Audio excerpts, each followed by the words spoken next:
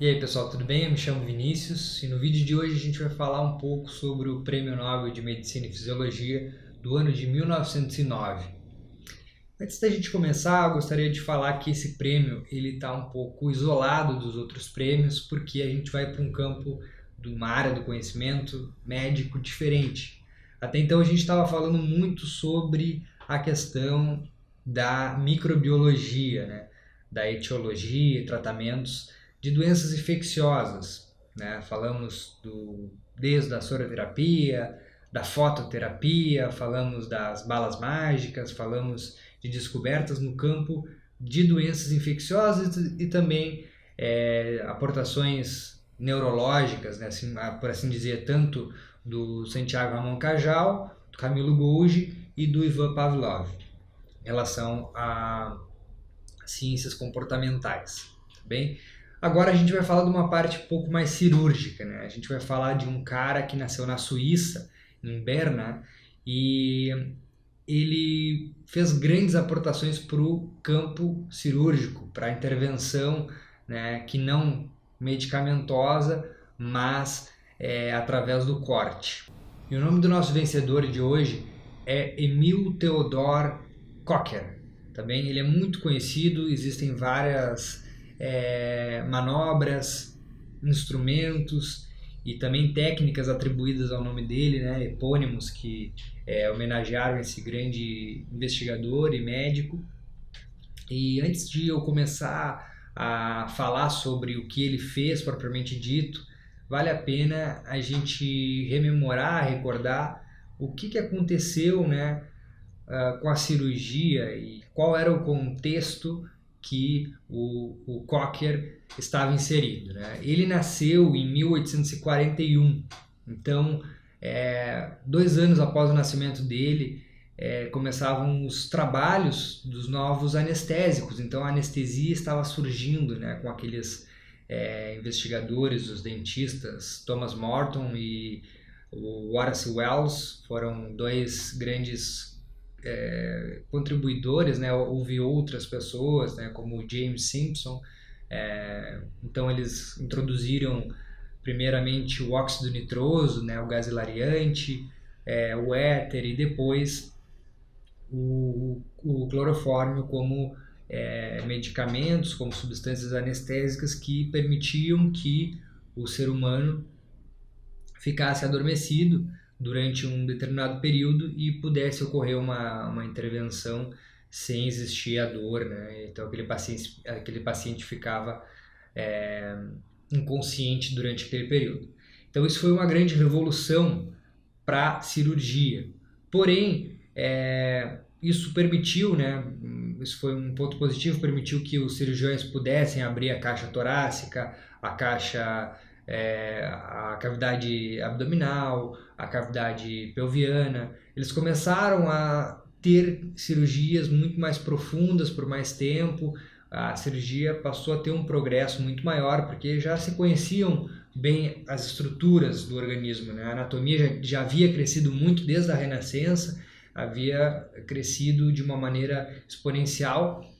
Com as anestesias, as cirurgias ficaram melhores, porém não existia aquele cuidado da higiene, né? A gente viu personagens como o Semmelweis, como o próprio Lister, que a gente vai mencionar nessa obra que é importante agora falar do Prêmio Nobel 1909, pessoas que conseguissem unir, né, a asepsia ou antisepsia, mas no caso das cirurgias futuramente seriam as asepsias, métodos assépticos, né, para poder esterilizar os instrumentos, as mãos de quem ia operar. E o Kocher, ele foi sim um dos pioneiros também na questão da asepsia, né, porque logo quando ele se formou na Universidade de Berna e ele começou a atuar, ele foi um grande defensor, ele foi um dos primeiros a usar os métodos do Joseph Lister, né, que deu o nome do antisséptico bucal que a gente usa hoje, né, o Listerine.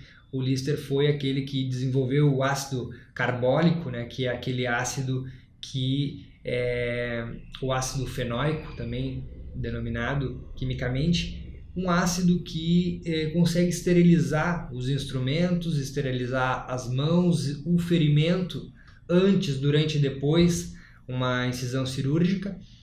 E o Cocker foi pioneiro e ele preconizava e pregava aos seus colegas que todos deveriam sim usar também esses métodos, porque ele viu a eficácia desses métodos, né? Então o Cocker foi também um pioneiro nessa parte da microbiologia, um pouco associada à cirurgia, né? Porque quando a anestesia chegou, as cirurgias melhoraram muito, porém o número de mortes continuava aumentando pelo fato de não haver uma esterilização do ambiente, do paciente, do médico e dos instrumentos. Enfim, agora a gente vai falar um pouco mais sobre as aportações do Theodor Cocker dentro da medicina. Obviamente o Prêmio Nobel dá a premiação para diferentes campos do conhecimento, né? Principalmente da biologia, da fisiologia, quando a gente está falando do Prêmio Nobel de Medicina. O Cocker, ele ganhou não por ser apenas um cirurgião, tá? Porque ele estava sendo muito conhecido no meio acadêmico como um grande cirurgião. Ele fez grandes aportações para o campo de cirurgias gastrointestinais, cirurgias de hérnia. Ele fez uma teoria da dilatação, né? Como porções do intestino delgado chegavam até ali aquele espaço inguinal, né? E formavam hérnias, e ele fez técnicas que até hoje atribuem o nome a ele, falando sobre como retirar, extirpar essa hérnia, né? Essa hérnia inguinal. Ele foi muito importante em diversos campos cirúrgicos e também da traumatologia, né? Falando sobre como prevenir e como tratar luxações de ombro, reduzir, né, a incidência de luxações de ombro. Então ele foi um cirurgião muito completo, mas o campo que fez com que ele se destacasse foi o campo da endocrinologia. Então dá para ver que ele não era somente um cirurgião, como era também um clínico. E a gente vai falar o porquê que ele ganhou o prêmio Nobel e porquê que está associado à endocrinologia. Na realidade, o que aconteceu é que durante esse período vários pacientes chegavam aos consultórios, né, com sintomas e sinais associados a tireoides, né, a glândula tireoide. Então o bócio e vários outros sinais eram evidentes e não se sabia bem o que deveria ser feito, né? E ele como cirurgião acabou que tomou a decisão de tentar tratar essa enfermidade de uma maneira mais incisiva, né, através da extirpação. Mas ele sabia que era um cirurgião muito habilidoso, né, um cirurgião muito competente, e ele desenvolveu técnicas para fazer esse procedimento de uma maneira muito eficaz e de uma maneira muito segura, porque na época havia um grande medo de o paciente morrer, né, porque todas as vezes que faziam incisões na região cervical, tinham muitos riscos, né, de hemorragia e tal. Então os seus alunos fizeram vários estudos de como conter o sangue, estudos falando sobre a hemostasia, né, sobre não coagulação do sangue e manter o sangue ainda fluido durante uma oclusão. Então ele foi um cara muito eclético dentro desse mundo. Ele fez aportações em cirurgias de epilepsia, até trabalhos sobre as trepanações antigas que os egípcios faziam, né? Abrir um orifício no crânio.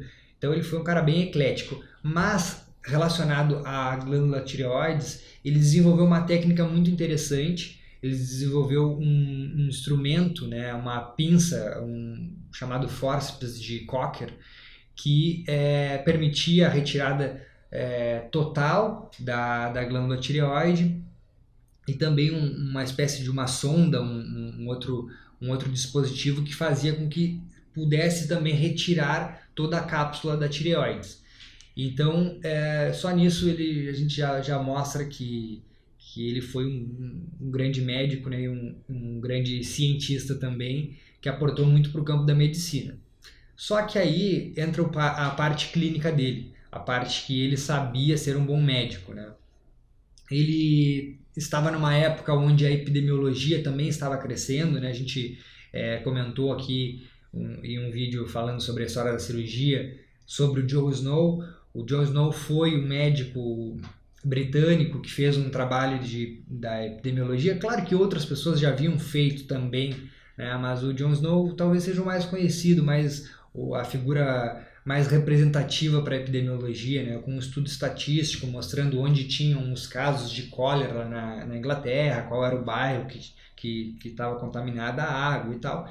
E a medicina começou a usar essa ferramenta de estatística para ver a progressão e para poder mapear, por assim dizer, os acontecimentos, os fenômenos que vinham ocorrendo. E o Cocker acabou sendo um pioneiro em usar a estatística com os seus pacientes. Então, o que ele fazia? O paciente chegava com doenças relacionadas a tireoides, até por uma deficiência de iodo, de outras substâncias, que nos anos posteriores se demonstrou isso, qual era, na realidade, a etiologia, a causa, né, dessas doenças. E o que ele fazia era a tireoidectomia, ele retirava totalmente, o paciente se recuperava, ia para sua casa e ele seguia observando aquele paciente, ele queria saber qual era a progressão. Então ele começou a fazer um acompanhamento com todos os pacientes pós-cirúrgicos, né? E começou a anotar e entender qual que era a progressão. E o que ele viu é que existia uma debilidade, um deterioro da capacidade mental, psíquica, física dos pacientes, né, em todos os aspectos, após a cirurgia da retirada da glândula tireoides. E várias síndromes associadas após a extirpação total da glândula, como o cretinismo, a caquexia, o mixedema, que eram síndromes relativamente semelhantes e eram ocasionadas pela retirada total da tireoides. Então ele passou a preconizar que não deveriam ser feitos dessa maneira, pelo menos não deveria ser o primeiro tratamento a retirada da glândula tireoides, deveria ser feito primeiro outras alternativas. Depois surgiram tratamentos dietéticos, tratamentos hormonais, mas por ele ter feito todo um estudo muito profundo sobre a anatomia, a anatomia patológica, a fisiologia, a etiologia da glândula tireoides, ele também é considerado, por assim dizer, o pai da endocrinologia. Por mais que esse término, chamar o cara de pai ou alguém de mãe de tal ciência, é um pouco... na realidade é bem uma linguagem bem metafórica, né? Porque a ciência ou essa área do conhecimento não é uma pessoa, né? Então fica um pouco complicado a gente falar sobre isso. E na realidade outras pessoas no passado já tinham, de certa maneira, descrito algumas coisas sobre a glândula tireoide ou outras glândulas endócrinas, né? Mas ele fez um trabalho muito detalhado, foi um cara muito importante e deixou um legado dentro do Prêmio Nobel de Medicina e Fisiologia. Foi o primeiro a trazer uma grande importância na questão cirúrgica, aliada também à clínica médica, né? Por a sua associação de tratamentos preventivos, tratamentos que eram no campo da asepsia, tratamentos de instrumentos, né, e técnicas cirúrgicas, e o acompanhamento de uma maneira um pouco estatística, né, com os seus pacientes. Então foi um cara muito interessante, uma obra fantástica para a gente poder se aprofundar mais. Agora vai ficar para cada um de vocês. E o próximo prêmio Nobel que também tratou sobre questões cirúrgicas foi o Alexis Carrel, que foi um grande médico, que vai ser no prêmio Nobel de 1912, a gente vai chegar nele. E a gente vai encerrar esse vídeo agora deixando as referências aqui na descrição, e que vocês possam conferir um pouco mais sobre a obra desse grande médico que aportou em diversos campos, né? Não foi somente um cirurgião, cientista, investigador, médico, clínico, um cara muito completo, Espero que vocês tenham gostado e qualquer coisa deixem aí nos comentários. Um abraço a todos. Nos vemos em breve.